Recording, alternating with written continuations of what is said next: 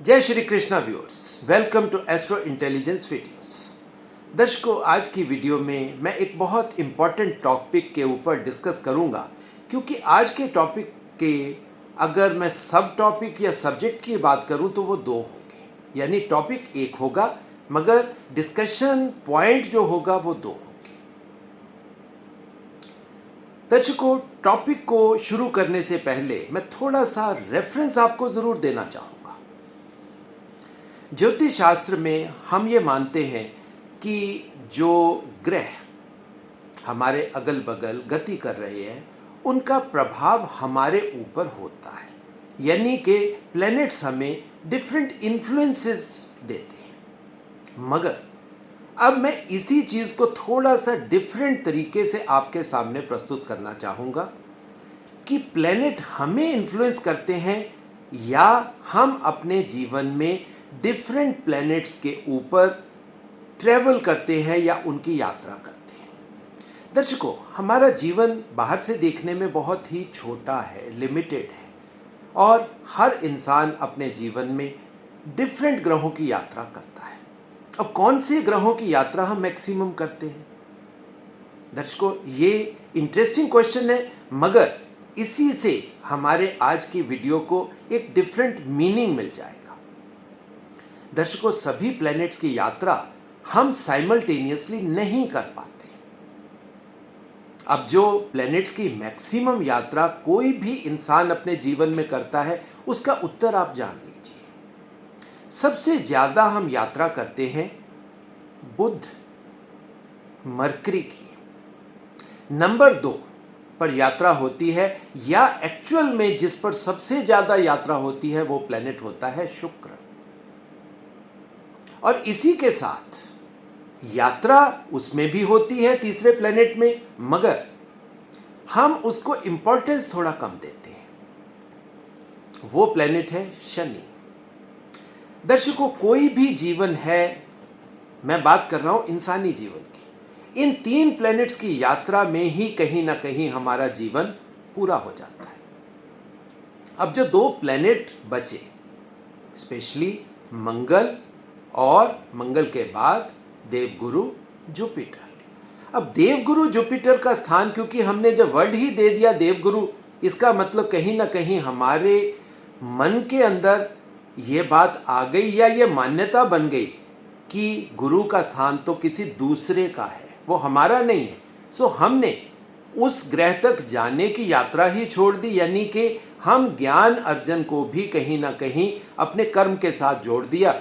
उतना ही ज्ञान लो जितना कर्म करना है, और कर्म करने से जो चीज़ें हमें मिल पाएँ उतना सफिशिएंट है। सो देवगुरु जुपिटर की यात्रा या बृहस्पति की यात्रा लिमिटेड हो गई। और मंगल ग्रह तो दर्शकों हमने सबसे आखिरी में रखा हुआ है। नाम ही हमने डाल दिया संकट मोचक, क्योंकि बजरंगबली के साथ एसोसिएट कर दिया। बजरंगबली का मतलब ही है संकट मोचक। सो लाइफ में जब भी प्रॉब्लम होगी तब ही हम बजरंगबली को याद करेंगे, तब ही हम मंगल की मतलब कामना करने की मतलब हमारे मन में आएगी कि हमारे जीवन में मंगल आ जाए। हम हमेशा मंगल को याद भी नहीं करते। अब दर्शकों, आप कहोगे कि सर ये तो बात हुई 5 प्लैनेट्स की। अब 2 प्लैनेट्स दर्शकों जो हैं, जो हमारे बेसिक प्राइमरी प्लैनेट्स हैं, जिसको ज्योतिष शास्त्र में बोला गया सूर्य और चंद्रमा, आत्मा और मन। अब अगर हम असलियत में देखें, सत्य के पीछे चलें, तो शास्त्र भी वही कहते हैं, और असल में भी ये दोनों प्लैनेट उसी तरीके से हमारे साथ हमारे जीवन में प्रभाव देते हैं। सूर्य का मतलब आत्मा। अब आत्मा तो दर्शकों कोई काम करेगी नहीं। अब लाइफ फोर्स कह लीजिए या हम चेतना की बात कह लें, तो चेतना तो हमारे अंदर है। जब तक हम जीवित हैं, हमारे अंदर जीवन है, जन्म से लेकर मृत्यु तक हम चेतन हैं। मगर चेतना अपने साथ तो कोई कार्य करती नहीं अपने आप। सूर्य अपने आप जब कोई कार्य ही नहीं करता, तो हमें इस लिस्ट से उसे बाहर करना पड़ेगा। अब दूसरा प्लेनेट है चंद्रमा। चंद्रमा यानी मन।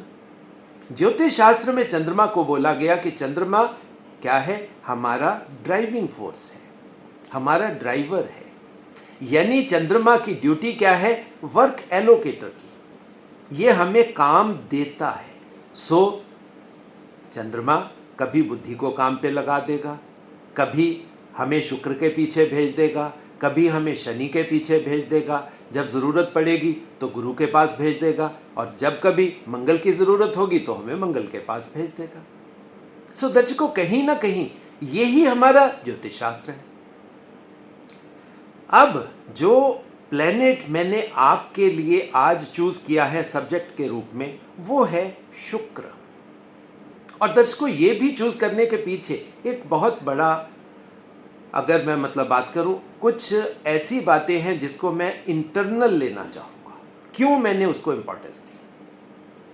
अब शुक्र में हम दो चीजें आज डिस्कस करने वाले हैं। सबसे पहले तो दर्शकों, आप जान लो कि इस समय प्लेनेट शुक्र का जो गोचर है ये मिथुन राशि में चल रहा है, और मिथुन राशि में ये जो गोचर है शुक्र का, ये 7 जुलाई तक है। 7 जुलाई में शुक्र देवता कर्क राशि में प्रवेश कर जाएंगे।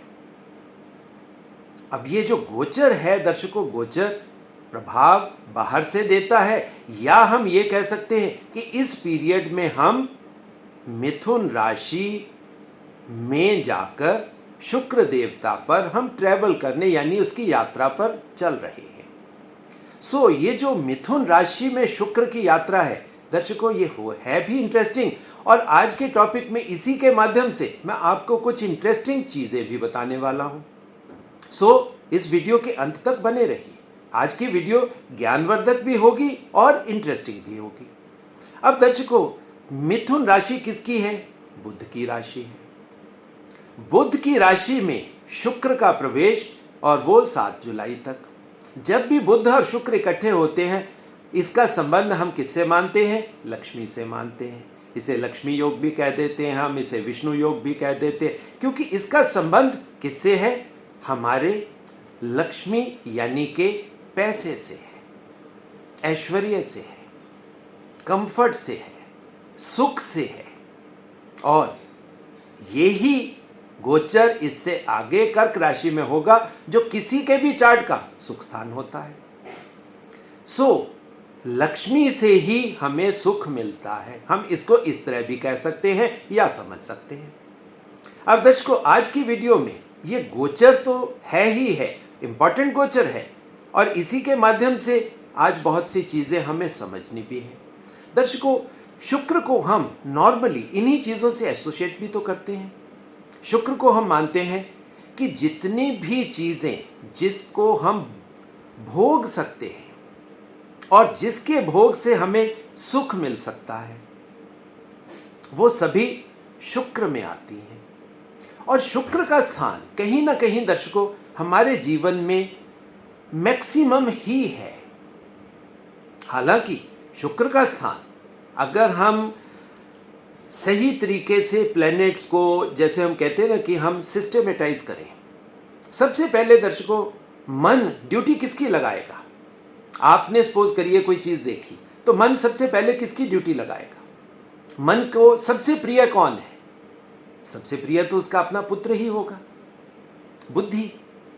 बुध उसका पुत्र है। सो सबसे पहली वर्क एलोकेशन अगर होगी तो किसको होगी? बुध को होगी। सो सबसे पहले हम दिमाग का इस्तेमाल करेंगे, विचारों का इस्तेमाल करेंगे, उसको एनालिसिस में लेकर जाएंगे। मगर जैसे ही हमारा विचार किसी खास चीज के ऊपर हुआ, यानी कोई चीज हमें मन की आंख के द्वारा दिखी, बुद्धि ने थोड़ा सा विचार किया, उसके बाद वैसे ही शुक्र का डिपार्टमेंट शुरू हो गया।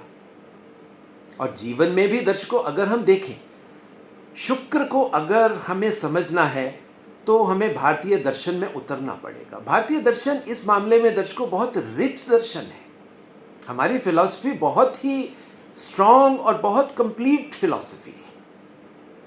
अब इस फिलॉसफी में हमें क्या दिया गया कि लाइफ में जीवन दर्शन के 3 देवता उन्होंने बना दिए। चाहे हमने उसकी कल्पना करी या इसको परिकल्पना भी कह सकते हैं, मगर जो दर्शन से हमें मिला हम उसकी बात करते हैं। हमें बताया गया कि जीवन के 3 बेसिक देवता हैं, ब्रह्मा, विष्णु, महेश। ब्रह्मा जी का कार्य क्या है? ब्रह्मा जी को हम कहते हैं कि ये क्रिएटर है।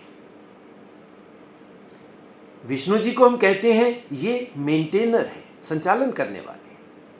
और भगवान शिव को हम कहते हैं कि ये अल्टीमेट सत्य है, यानी मृत्यु है। मृत्यु के साथ हमने भगवान शिव को एसोसिएट कर दिया। अब दर्शकों, ब्रह्मा जी की अगर हम बात करें, ब्रह्मा का मतलब क्या हुआ? क्रिएशन। क्रिएशन का मतलब हुआ सीड। ब्रह्मा जी का स्थान हमारी क्रिएशन का है। हम क्रिएट हो गए, यानी हमारे लिए एक तरीके से दुनिया भी क्रिएट हो गई। और दूसरा क्रिएशन क्या होता है? आप देखिए, जैसे ही मन की आंख ने कोई चीज को देखा, मन ने ड्यूटी पे लगाया बुद्धि को। अब बुद्धि के देवता दर्शकों कौन है? भगवान विष्णु। अब बुद्धि और शुक्र, चाहे हम भगवान विष्णु को शुक्र के साथ एसोसिएट कर ले, या हम सीधा सीधा भगवान विष्णु को ही कह देते हैं। सो बुद्ध और विष्णु जी का ये जो कॉम्बिनेशन है, ये आपको अगले क्षेत्र में आपका ट्रैवल करवाता है। जैसे ही ये आपका अगले क्षेत्र में ट्रैवल हुआ, आप शुक्र के प्रव्यू में आ गए या विष्णु जी के प्रव्यू में आ गए। अब डायरेक्टली आप शुक्र ग्रह की यात्रा करोगे, और जैसे ही शुक्र ग्रह की यात्रा होगी, और ये यात्रा अल्टीमेट एंड तक जाने वाली है दर्शकों। अब ये यात्रा कौन सी है? ये दर्शकों यात्रा है बाहर की यात्रा। बाहर का मतलब पदार्थ, मेटीरियल, क्योंकि हमारी ये जो सृष्टि है ये पदार्थवादी है, ऑब्जेक्टिव है, या हम कह सकते हैं मेटीरियल है। ये मेटीरियल यात्रा है, यानी भगवान विष्णु किन चीजों का संचालन करते हैं, मेंटेनेंस देते हैं? मेटीरियल दुनिया की। जन्म की क्रिएशन ब्रह्मा जी ने कर दी, उसके बाद भगवान विष्णु जी का कार्यक्षेत्र शुरू हो गया, और उसमें हमें इस मेटीरियल दुनिया की, पदार्थवादी दुनिया की झलक मिलती है, और हम इसी को देखने समझते हैं। अब भगवान विष्णु का अंत कहाँ है? भगवान शिव में है। सो हम वैसे भी कह देते हैं कि भाई हर मेटीरियल दुनिया ये फानी है, इसका नष्ट होना ही होना है, मेटीरियलिज्म का एंड है ही है।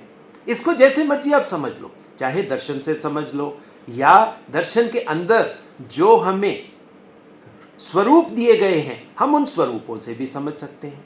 अब दर्शकों, ये तो बात हो गई ब्रह्मा, विष्णु, महेश कि हमारे ज्योतिष शास्त्र में अब ये कैसे आते हैं। अब इसी के साथ थोड़ी सी एसोसिएशन में आपको थोड़ा समझाता हूं, जिससे आपको और ये सब्जेक्ट क्लियर होगा। दर्शकों, भगवान विष्णु के कार्य क्षेत्र में सबसे ज़्यादा कौन सी चीज़ें आती हैं? जिनको हम कंज्यूम करते हैं, यूज़ करते हैं, जिसका हम भोग करते हैं, यानी कि भोग्य पदार्थ। अब ये भोग्य वर्ड या भोग करने वाली वस्तुएं, अब इसकी उत्पत्ति कहाँ से होती है, इसको भी दर्शकों आप समझ लें। हम एक वर्ड यूज करते हैं भगवान, यहां परमात्मा की बात नहीं हो रही, भगवान। भग का शुरुआत कैसे होती है? भग की शुरुआत है, भगवान की शुरुआत है भग से। भग का मीनिंग क्या है? Seed, creation. भग शब्द निकला कहां से है?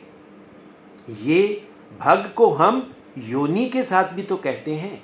भग यानी योनि, योनि यानी क्रिएशन। और इसका स्थान कहां पर है? इसका स्थान दर्शकों ब्रह्मा जी के साथ है।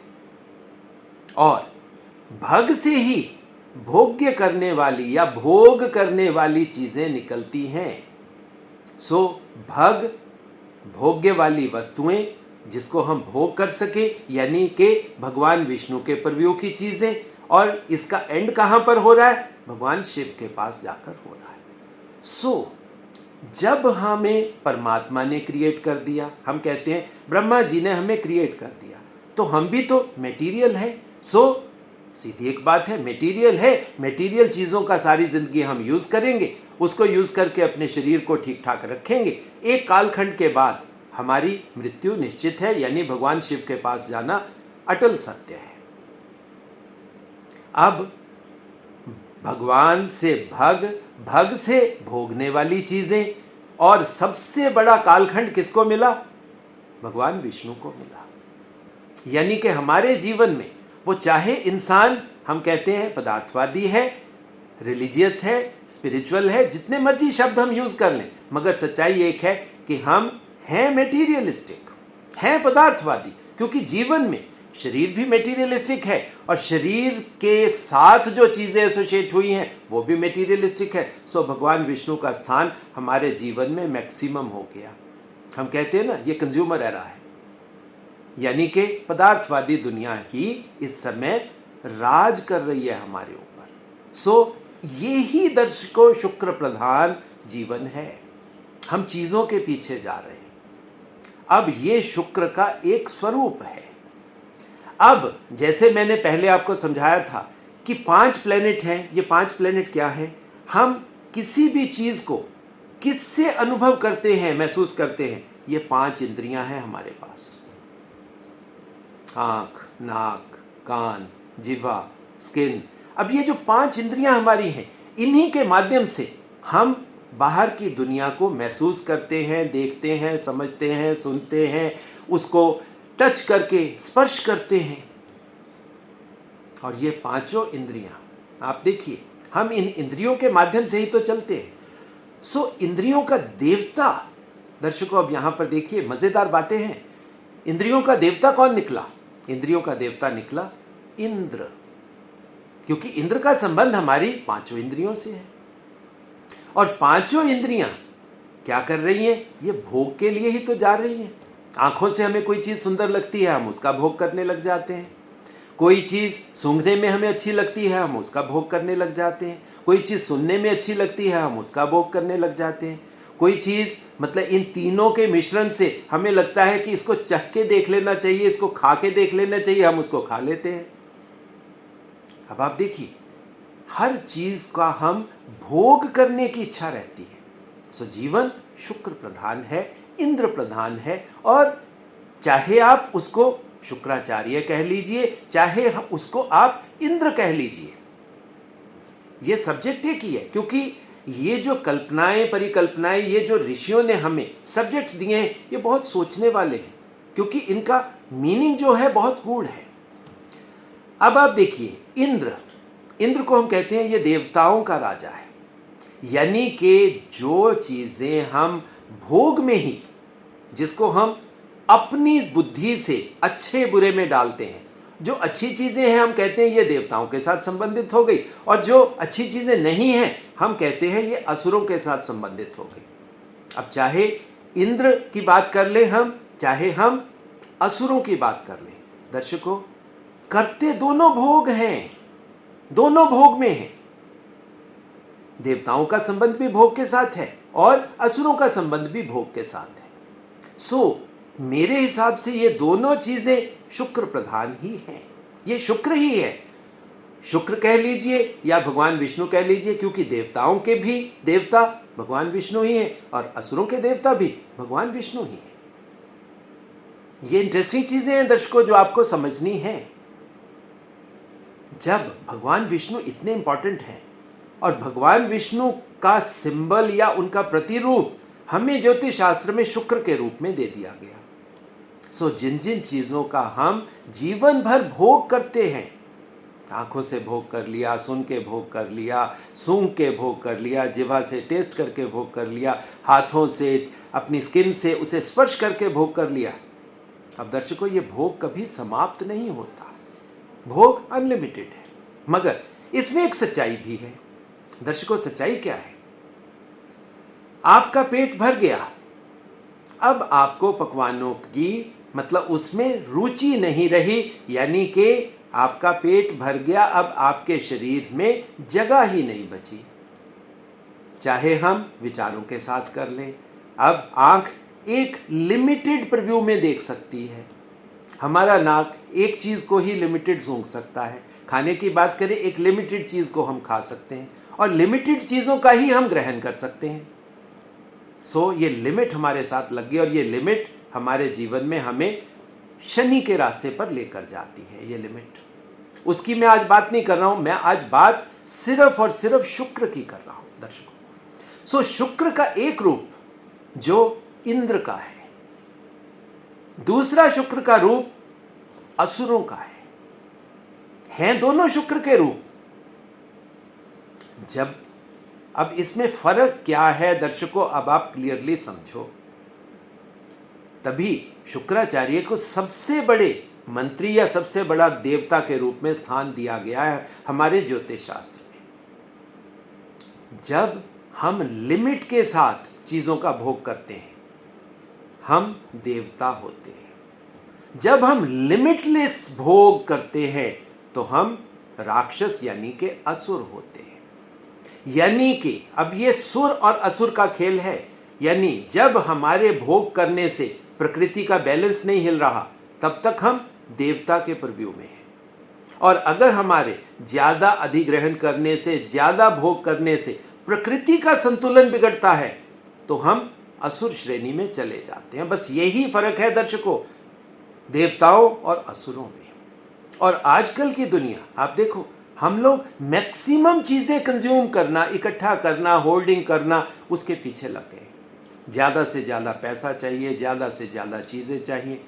क्यों? उसके पीछे दर्शकों सोच सिर्फ एक ही है कि ये चीजें हमें सुख देंगी, हमें कंफर्ट देंगी। आजकल हम कहते हैं ना कि हम अपनी लाइफ को कंफर्टेबल करना चाहते हैं। पहले साइकिल से कंफर्ट ढूंढते हैं, साइकिल के बाद स्कूटर आ जाता है, बाइक आ जाती है, कार आ जाती है, कार में भी मर्सिडीज BMW आ जाती हैं।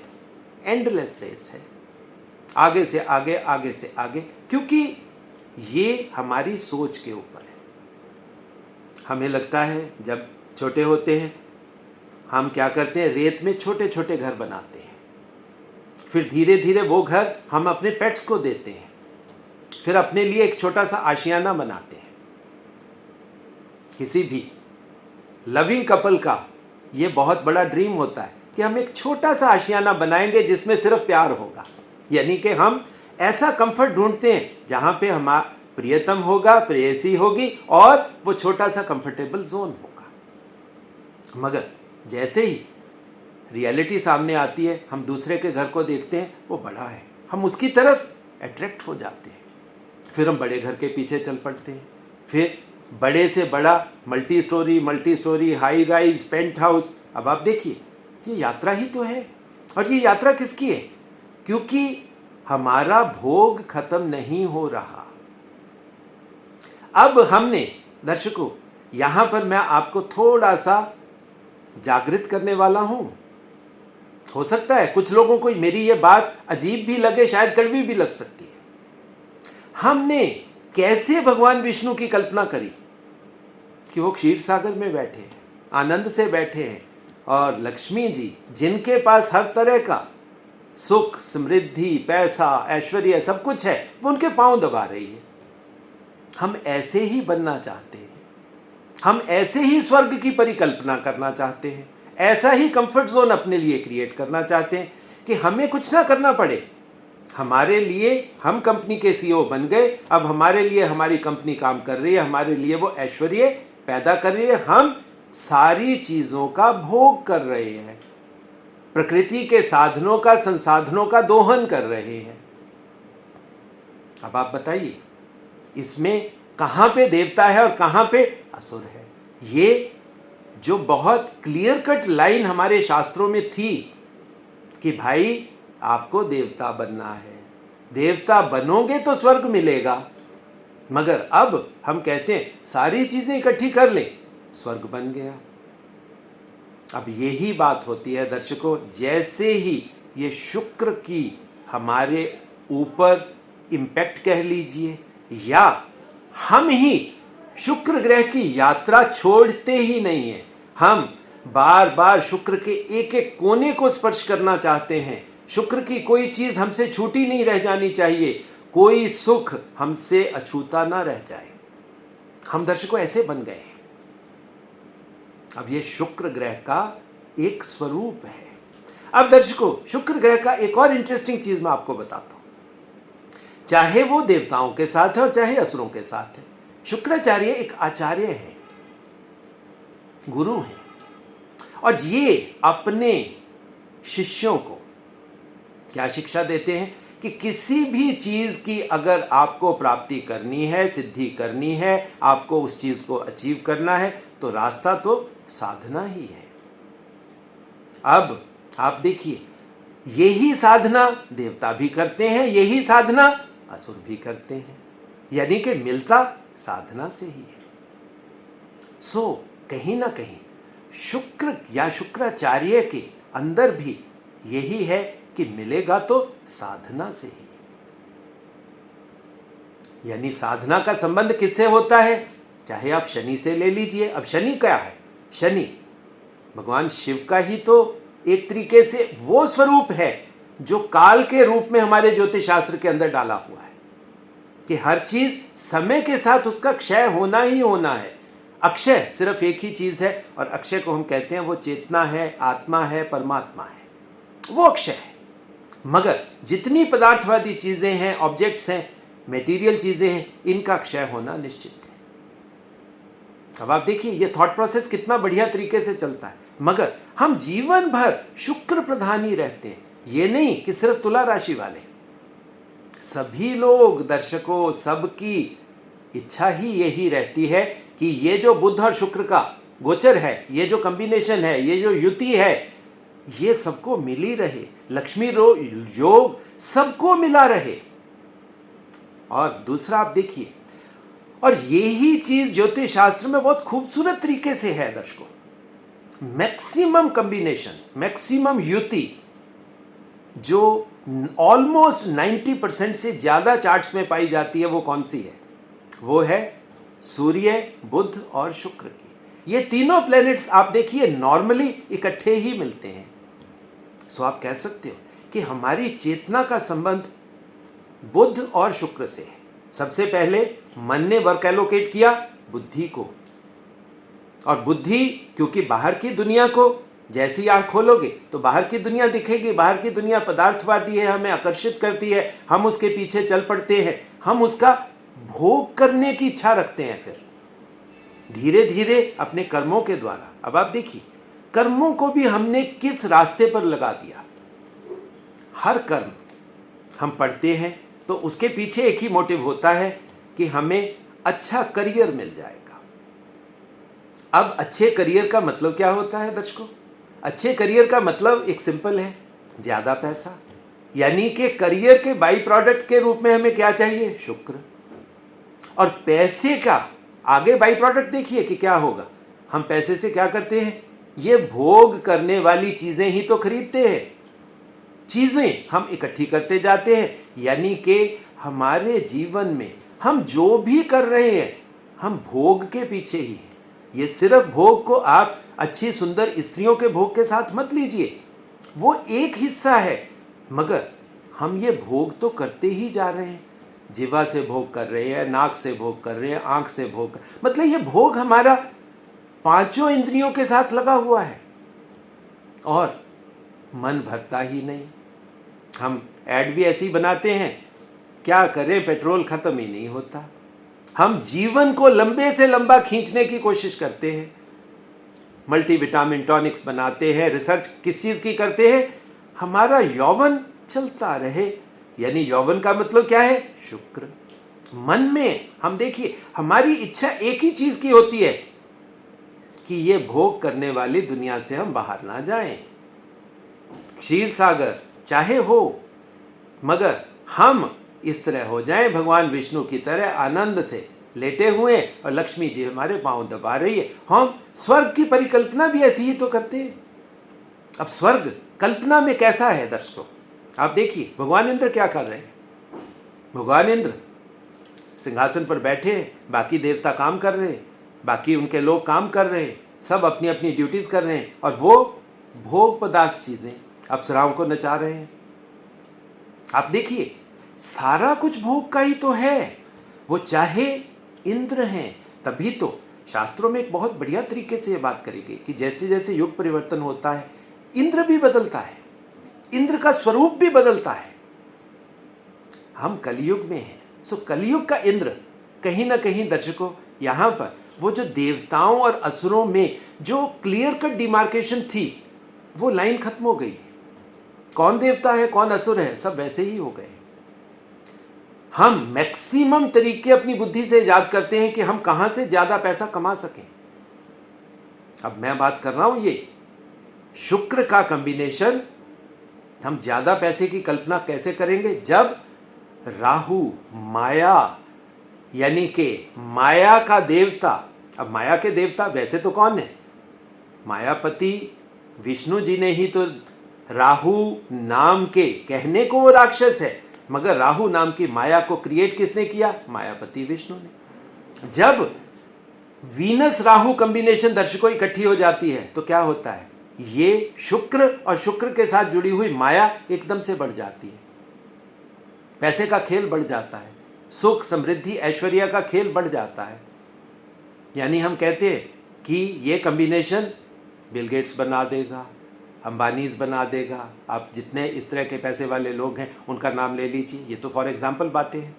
ये वीनस राहु कॉम्बिनेशन है दर्शकों, शुक्र और राहु जब इकट्ठे हो जाएंगे। मगर इससे पहले दर्शकों जो चीज जहां से वीडियो मैंने आज आपकी शुरू की थी, बुद्धि, जब मरकरी राहु बुध राहु इकट्ठे होते हैं तो दर्शकों क्या होता है? इससे बड़ा पैसे का खेल नहीं हो सकता।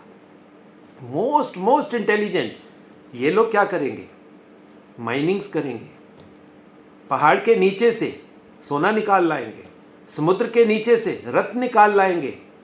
आप बना लो इंटरनेट, ये हैजिंग कराएंगे, हैजिंग करके आपके अकाउंट्स खाली कर देंगे, बैंक तक खाली कर देंगे। अब आप देखो ये कॉम्बिनेशंस हैं और ज्योतिष शास्त्र ये बहुत क्लियरली बताता है। अब दर्शकों ये जो गोचर की मैंने बात करी थी ना, अब आप समझिए ये कितना इंपॉर्टेंट गोचर है। जब भी ये शुक्र के गोचर को लोग नॉर्मली बैकग्राउंड में डाल देते हैं, इसको इंपॉर्टेंस नहीं देते, मगर मेरे हिसाब से ये जो शुक्र का गोचर है दर्शकों, ये सबसे ज्यादा प्रभाव डालेगा। क्यों? क्योंकि हम कलयुग में हैं, हम भोगवाद ही तो ले रहे हैं, भोगवाद में तो जी रहे हैं। हम कंज्यूमर हैं, हमें चीजें चाहिए, हमें और कंज्यूम करना है और भोग करना है। भोग करने की इच्छा लालसा ये हमारी जीवन भर, बचपन से लेकर पेरेंट्स सिखाते हैं क्लास में फर्स्ट आओ, मेहनत करो, पढ़ो, ज़्यादा डिग्रीज लो, ज़्यादा पैसा कमाओ, ज़्यादा घर बनाओ, बड़ा घर बनाओ, ज़्यादा पैसा इकट्ठा करो, ज़्यादा चीज़ें। हमारी शिक्षा का पर्पस एक ही है दर्शकों। और यही चीज़ जब दर्शन कहता है कि भाई ये सब माया है तो हम हंसते हैं। अगर कोई धार्मिक गुरु ये वर्ड कह देता है कि माया बुरी चीज़ है, हम उसके ऊपर हंसते हैं कि क्या बोल रहे हो भाई। नॉर्मली आप देखो कमेंट्स में ऐसे ही लिखा जाता है कि माया आपके लिए अच्छी, हमारे लिए बुरी हो गई। दर्शकों माया उनके लिए भी तो वैसी ही है जैसी हमारे लिए है।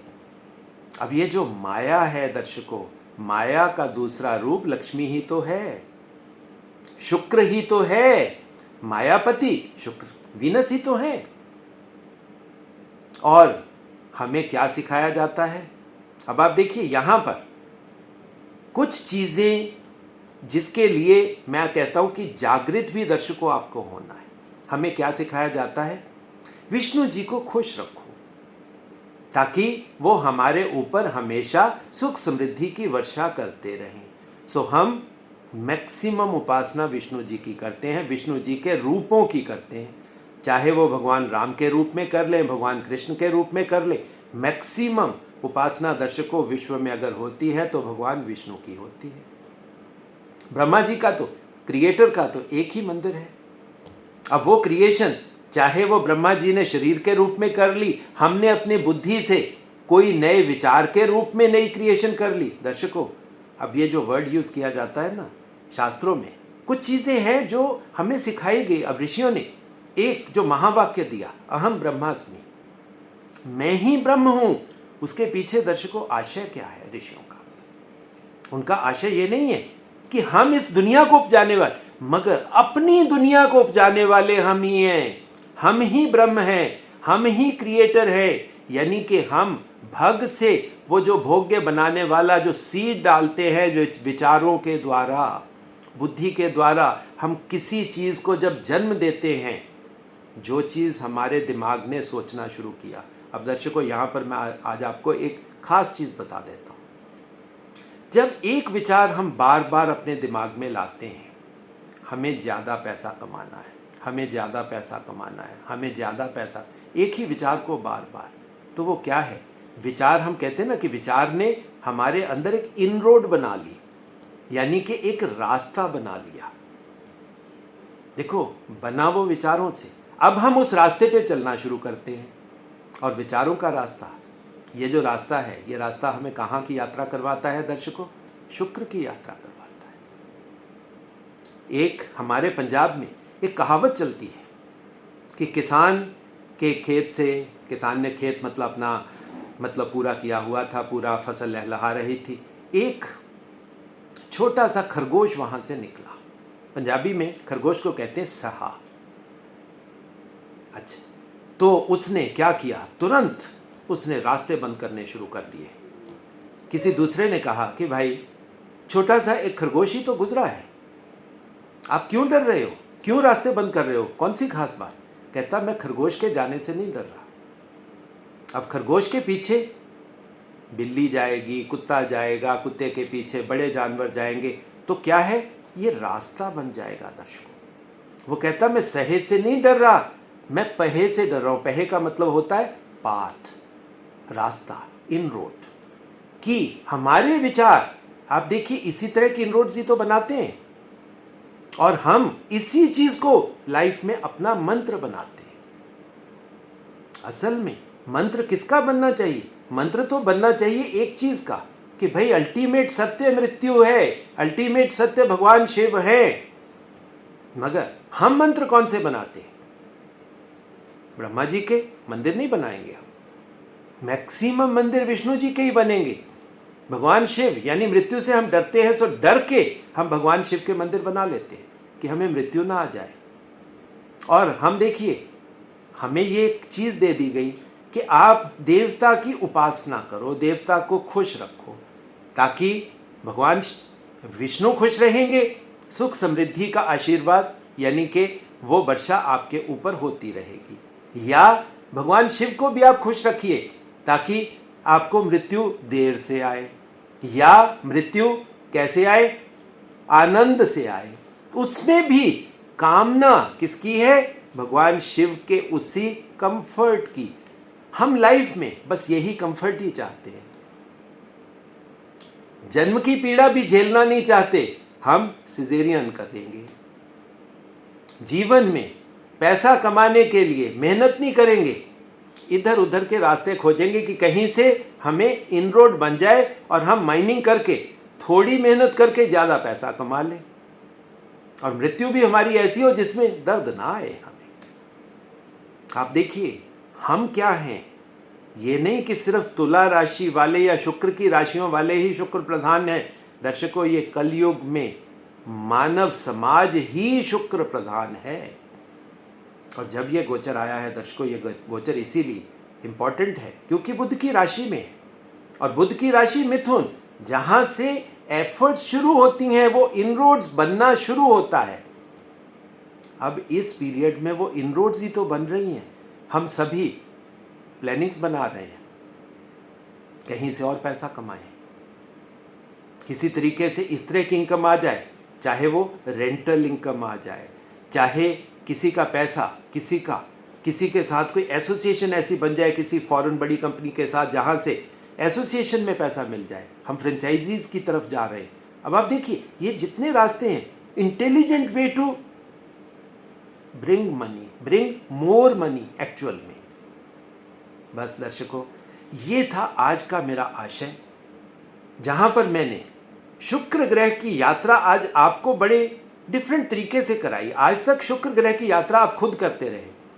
आज मैंने सोचा कि आपका गाइड बन के आज मैं आपको शुक्र ग्रह की यात्रा भी करवाऊं, और शुक्र ग्रह के गोचर को भी तो समझाऊं कि जब शुक्र ग्रह का गोचर आएगा, या शुक्र प्रधान तो आप हो, मगर शुक्र का इस्तेमाल आपको इंद्र बन के करना है या असुर बन के करना है। इसी से आपके जीवन की डेवलपमेंट होगी। यानी कि हम कहते हैं ना कि एंड में हम आखिरी में कहते हैं कि अब इसको बढ़िया बढ़िया बातें सुना दो ताकि इसका अगला जन्म अच्छा हो। उसमें भी कामना वही होती है दर्शकों कि अगले जीवन में भी, अगले जन्म में भी इसे दिक्कत ना आए, शुक्र ही मिले। और हम वैसे भी तो शुक्राना करते हैं, शुक्रिया करते हैं, सब क्या है दर्शकों, यही है, यही हमारी फिलॉसफी बन गई है, यही हमारा दर्शन बन गया है। और इसी तरह आज मैं अब अपनी, क्योंकि वीडियो लंबी हो रही है, अपनी वाणी को विराम देना चाहूँगा। सो दर्शकों, जो निवेदन हर वीडियो के अंत में मैं आपसे करता हूँ कि एस्ट्रो इंटेलिजेंस चैनल को, इस वैदिक ज्ञान के चैनल को ज़्यादा से ज़्यादा आप बढ़ाएं, शेयर करें, वैदिक ज्ञान को घर घर तक पहुँचाएं ताकि लोग अपने जीवन को समझ पाएँ और अपनी जीवन की समझ से दूसरों के जीवन को बेटर करने की कोशिश करें। बाकी जो दर्शक अपने चार्ट्स मुझसे एनालाइज करवाना चाहते हैं दर्शकों, फ़ोन नंबर मेरा एक ही है, दैट इज़ 9881164480। सो दर्शकों, अगली वीडियो आने तक बहुत बहुत आशीर्वाद और बहुत बहुत शुक्रिया।